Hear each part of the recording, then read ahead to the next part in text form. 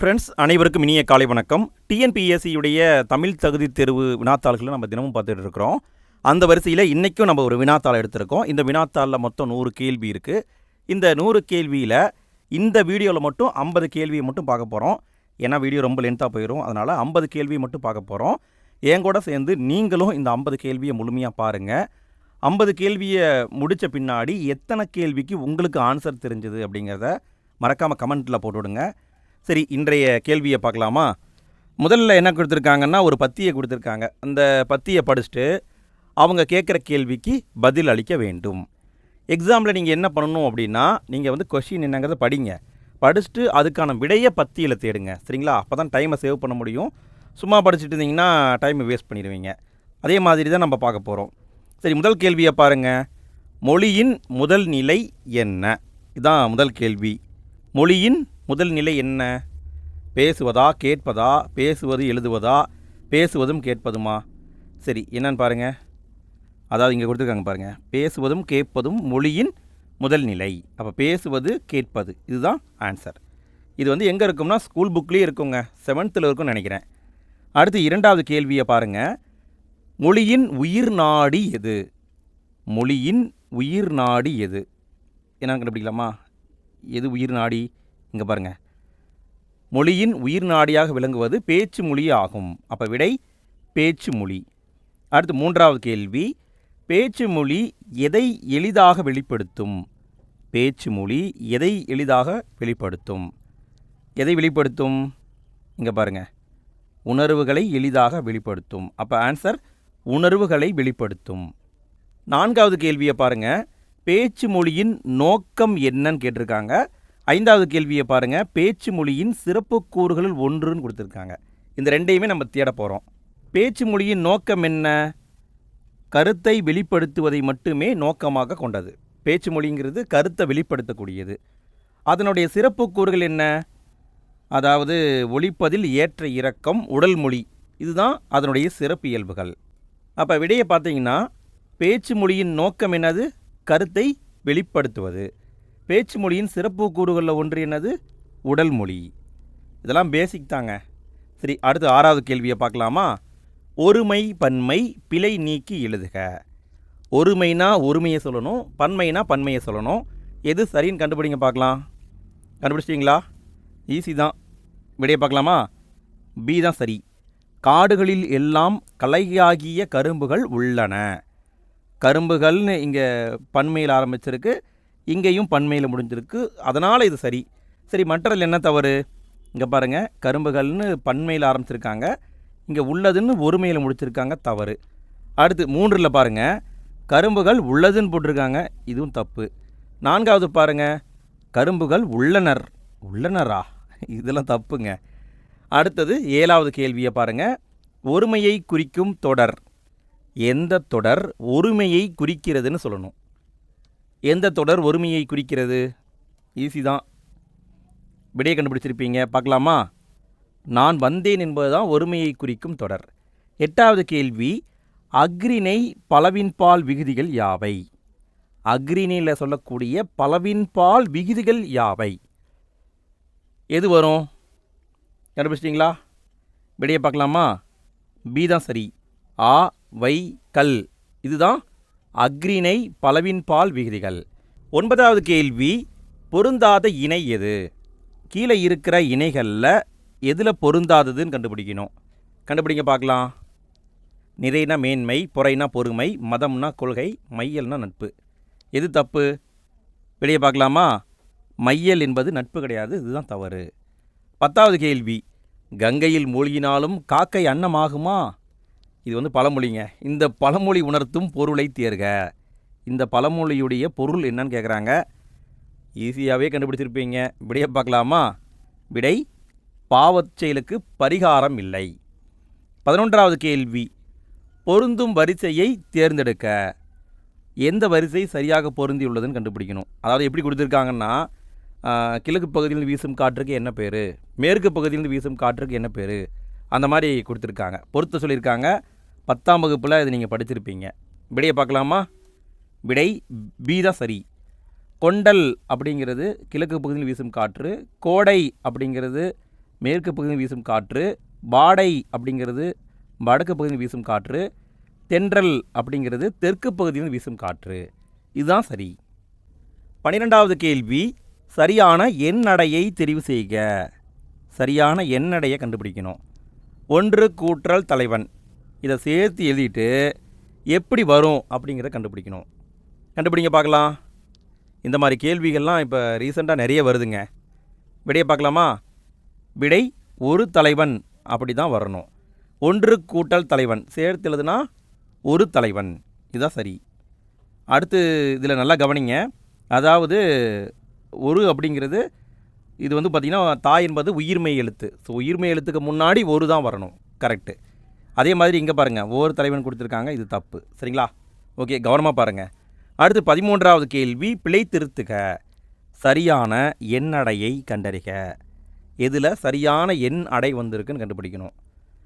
ஒன்றும் இல்லைங்க, ஓர் அடிப்படையில் கண்டுபிடிக்கணும். கண்டுபிடிச்சிருப்பீங்க. விடையை பார்க்கலாமா? 1 குலம் என்பது தான் சரி. ஏன்னா கூ என்பது உயிர்மெய் எழுத்து, அதுக்கு முன்னாடி 1 என்பது தான் வரணும். 14வது கேள்வி, சரியான தொடரை தேர்ந்தெடுத்தல். காலக்கணிதம் கவிதையில் இடம்பெற்ற சரியான தொடரை கண்டறிக. காலக்கணிதம் அப்படின்னு ஒரு கவிதை இருக்குதான். அந்த கவிதையில் இடம்பெற்ற சரியான தொடரை கண்டுபிடிக்கணுமா? அந்த கவிதை எங்கே இருக்குன்னே தெரியலையே. அதையெல்லாம் கேட்டு வச்சுருக்காங்கப்பா. சரி, விடையை பார்க்கலாமா? விடை ஏ தான் சரி. இகழ்ந்தால் என் மனம் இறந்து விடாது. இதுதான் சரிங்களாம். 15வது கேள்வி, வாக்கிய அமைப்பினை கண்டறிதல். உன் திருக்குறள் நூலைத்தா. எவ்வகை வாக்கியம் என சுட்டுக. உன் திருக்குறள் நூலைத்தா அப்படின்னு நம்ம கேட்குறோம். இது எவ்வகையான வாக்கியம்னு கண்டுபிடிக்கணும். கண்டுபிடிச்சிருப்பீங்க. விடையை பார்க்கலாமா? விடை கட்டளை வாக்கியம். அதாவது தா என்பது கட்டளை சொல் மாதிரி வந்திருக்கு, அதனால் கட்டளை வாக்கியம். இது செய்தி வாக்கியம் கிடையாது, உணர்ச்சி வாக்கியம் கிடையாது. ஸோ நல்லா பார்த்துக்கோங்க. 16வது கேள்வி, சரியான தொடரை கண்டறிக. கீழே இருக்கிற தொடர்களில் எந்த தொடர் சரியான தொடர்னு கண்டுபிடிக்கணும். கண்டுபிடிக்க பார்க்கலாம்.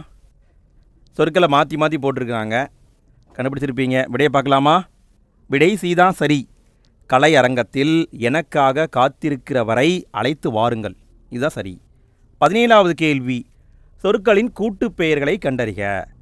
வாழை. சரியான எண்ணடையை தெரிவு செய்க. வாழை மரங்கள் கூட்டமாக இருந்தால் என்ன சொல்லுவாங்க? அதான் கேட்குறாங்க. விடையை பார்க்கலாமா? விடை வாழை தோட்டம் என்பது சரி. 18வது கேள்வி, குளித்தல் என்பது. குளித்தல் என்பது என்னங்க? குளித்தல் என்பது குளிக்கிறது தான். அப்படி சொல்லக்கூடாது. இது வந்து 9ஆம் வகுப்பு தமிழ் புத்தகத்தில் இருக்கும். விடையை பார்க்கலாங்களா? குளித்தல் என்பது உடலை குளிர வைத்தல். அடுத்து 19வது கேள்வி, சரியான பொருளை அறிக. வாய்மை எனப்படுவது என்ன? வாய்மை எனப்படுவது என்ன? அதான் கேட்டிருக்காங்க. விடையை பார்க்கலாமா? விடை தீமை தராத சொற்களை பேசுதல். 20வது கேள்வி, தமிழ் சொல் கண்டறிக. Land freeze. இதுக்கான தமிழ் சொல் என்னன்னு கேட்குறாங்க. Land freeze. விடையை பார்க்கலாங்களா? விடை நிலக்காற்று என்பது சரி. 21வது கேள்வி, ஆங்கில சொல்லுக்கு நேரான தமிழ் சொல்லை அறிக. எந்த சொல்லில் சரியாக வந்துள்ளதுன்னு கண்டுபிடிக்கணும். கண்டுபிடிங்க பார்க்கலாம். ஆங்கில சொல்லுக்கு நேராக தமிழ் சொல்லை கண்டுபிடிக்க வேண்டும். கண்டுபிடிச்சிருப்பீங்க. விடையை பார்க்கலாமா? திஸ் இஸ்னா ஆய்வேடு. இதுதான் சரி. 22வது கேள்வி, ஆங்கில சொல்லுக்கு நேரான தமிழ் சொல்லை பெற்றிருக்கும் இணையை குறிப்பிடுக. எந்த இணையில் சரியாக வந்திருக்குன்னு கேட்குறாங்க. இப்படியெல்லாம் மாற்றி மாற்றி கேட்குறாங்க பாருங்கள். கண்டுபிடிச்சிட்டிங்களா? விடையை பார்க்கலாமா? விடை அக்ரிமெண்ட்னா ஒப்பந்தம்.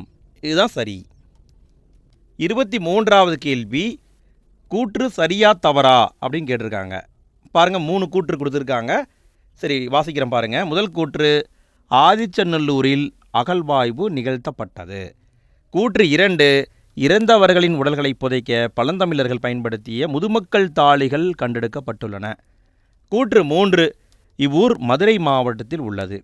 எது சரி, எது தவறு? விடையை பார்க்கலாமா? கண்டுபிடிச்சிருப்பீங்க. விடை கூற்று 1, 2 சரி, 3 தவறு. ஏன்னா ஆதிச்சநல்லூர் இது வந்து தூத்துக்குடி மாவட்டம் அப்படின்னு போட்டிருப்பாங்க. அடுத்தது 24வது கேள்வி, கூற்று காரணம் சரியா தவறான்னு கேட்டிருக்காங்க. கூற்று பாருங்க, இடைச்சொற்கள் பெயரையும் வினையையும் சார்ந்து இயங்காது. காரணம் தனித்து இயங்கும் இயல்பை உடையன அல்ல. பாருங்க, கூற்று காரணம் சரியா தவறா கண்டுபிடிங்க பார்க்கலாம். இது இலக்கணங்க. விடையை பார்க்கலாமா?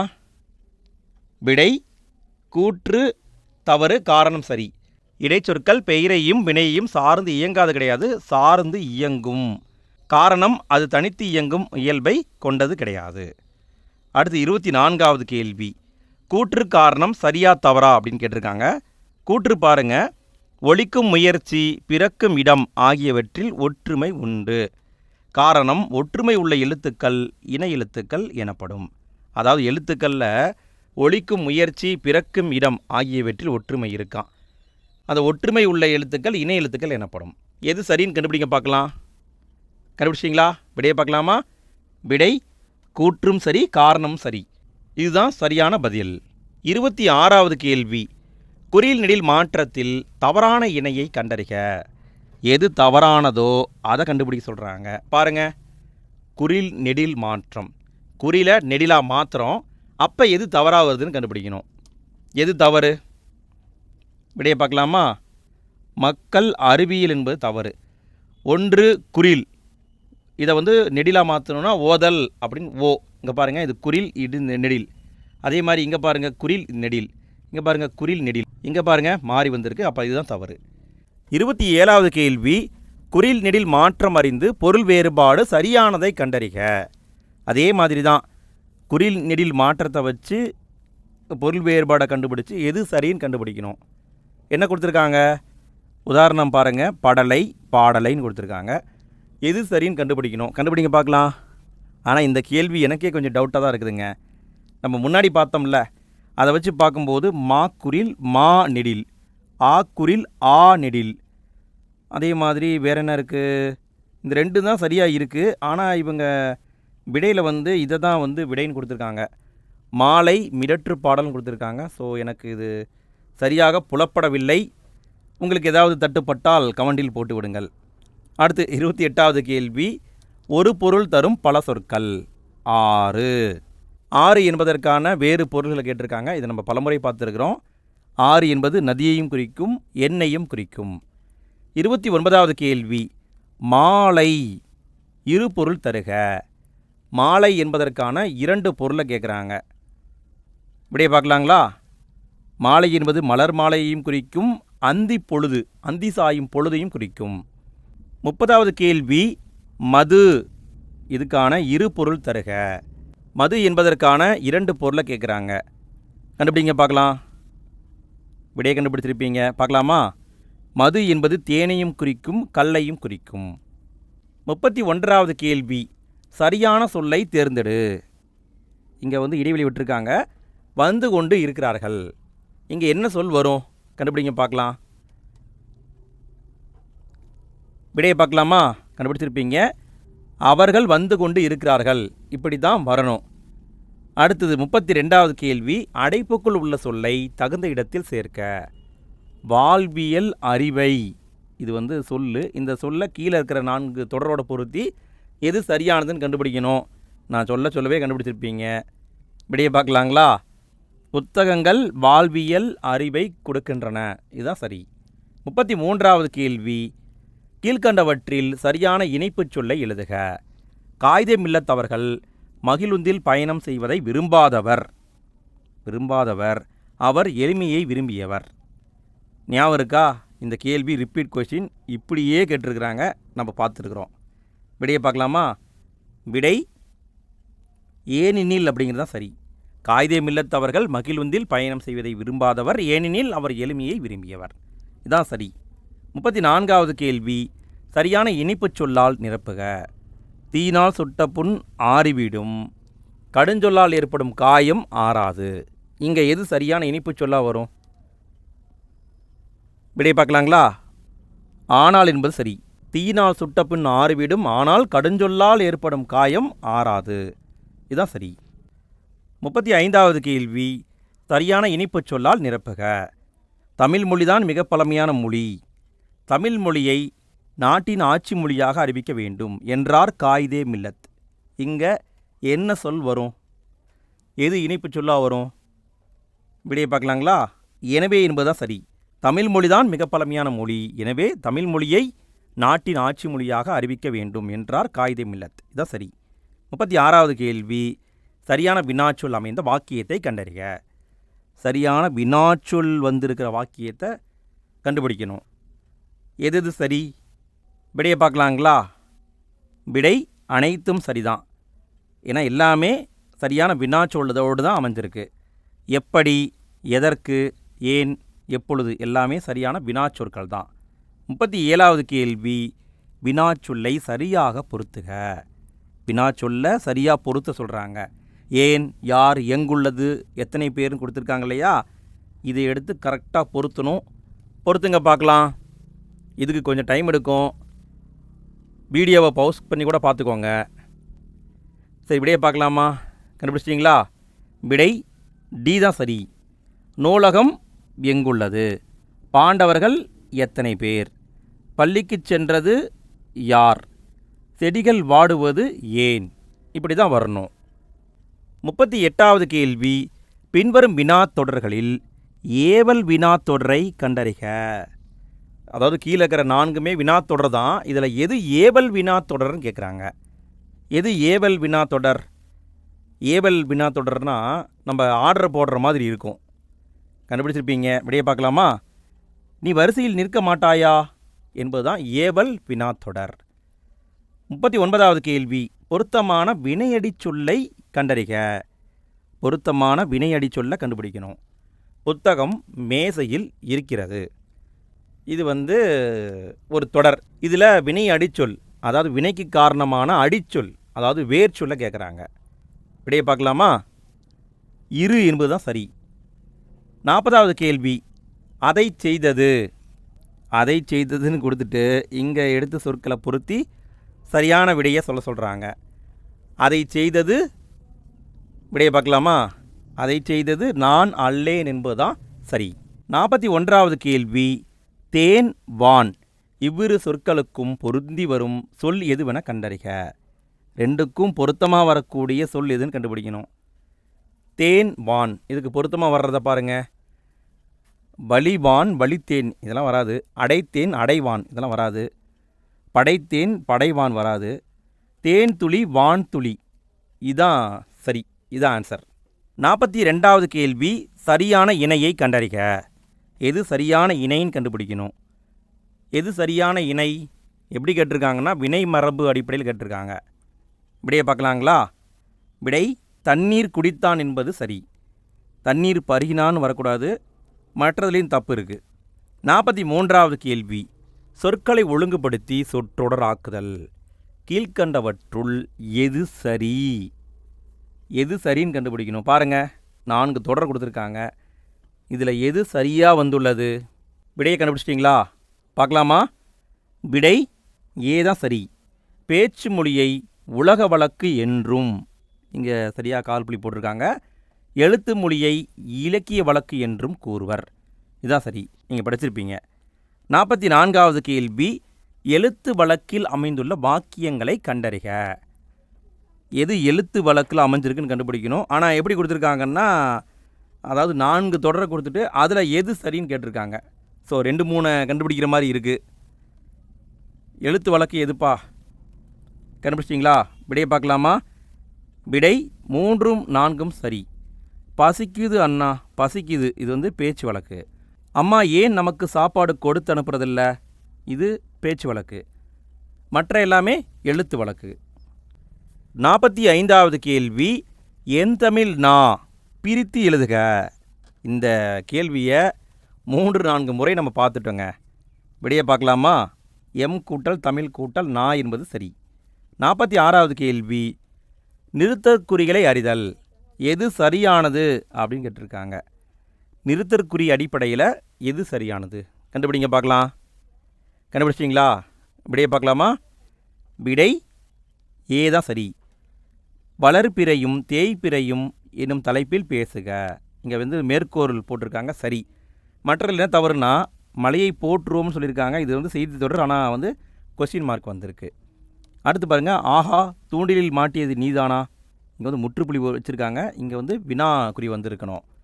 என்னே உயரமான மலை, இங்கே வந்து ஆச்சரியக்குறி வந்திருக்கணும். 47வது கேள்வி, கீழ்கண்டவற்றில் எங்கு முற்றுப்புள்ளி பயன்படுத்தப்படுவதில்லை? கீழ்கண்டவற்றில் எங்கு முற்றுப்புள்ளி பயன்படுத்தப்படுவதில்லைன்னு கேட்குறாங்க. எங்கே முற்றுப்புள்ளியை பயன்படுத்த மாட்டோம்? இப்படியே பார்க்கலாமா? மேற்கோள் குறிகளுக்கு அடுத்து முற்றுப்புள்ளியை பயன்படுத்த மாட்டோம். அதாவது இங்கே பாருங்களேன், இங்கே வந்து மேற்கோள் குறி வந்திருக்கா, அடுத்தது முற்றுப்புள்ளி வராது. அடுத்து ஏதாவது ஒரு சொல் வந்துட்டு தான் முற்றுப்புள்ளியோட முடியும்.